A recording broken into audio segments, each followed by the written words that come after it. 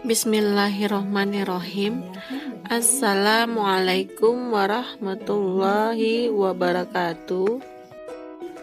Apa kabar anak-anak Umi? Semoga kita selalu sehat dan berada dalam lindungan Allah Subhanahu wa Ta'ala. Sholat sama mengajinya jangan lupa nak ya. Materi pelajaran kita hari ini akidah akhlak tentang kalimat thayyibah 1, yakni subhanallah dan masya Allah. Kalimat thayyibah adalah kalimat atau ucapan yang baik diucapkan ketika kita mendengar, melihat, atau mengalami sendiri tentang kejadian-kejadian, baik kejadian yang indah, menyenangkan, atau kejadian yang menyedihkan, sebagai zikir yang bisa kita baca kapan saja. Di antaranya, pertama, arti kalimat thayyibah subhanallah. Subhanallah disebut juga bacaan tasbih. Kalimat tasbih adalah kalimat pujian kepada Allah Subhanahu wa Ta'ala. Subhanallah artinya adalah Maha Suci Allah.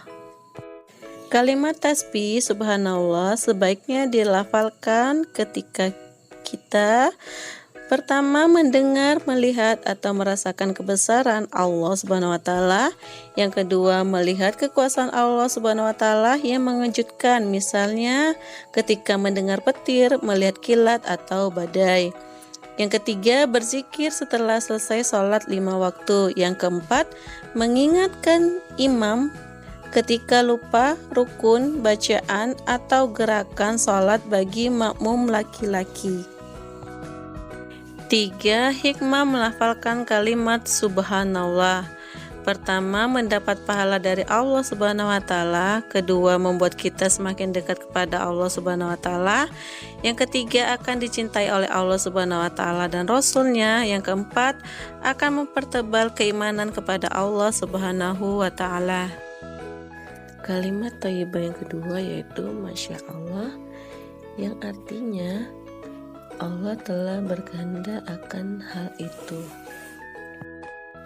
Kalimat thayyibah masya Allah dilafalkan ketika dapat melihat atau merasakan kekaguman kepada Allah Subhanahu wa Ta'ala.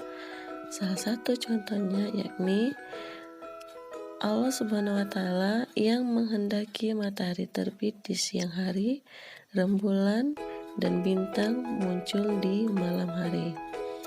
Berdasarkan surah Yasin ayat 82. Dan mengekspresikan penghargaan dan pengingat bahwa semua yang terjadi atas kehendak Allah Subhanahu wa Ta'ala. Hikmah melafalkan kalimat thayyibah masya Allah. Pertama, menyempurnakan ikhtiar atau usaha. Yang kedua, bertawakal. Ketiga, sabar. Yang keempat, qanaah atau merasa cukup. Dan yang kelima, tawadu atau rendah hati.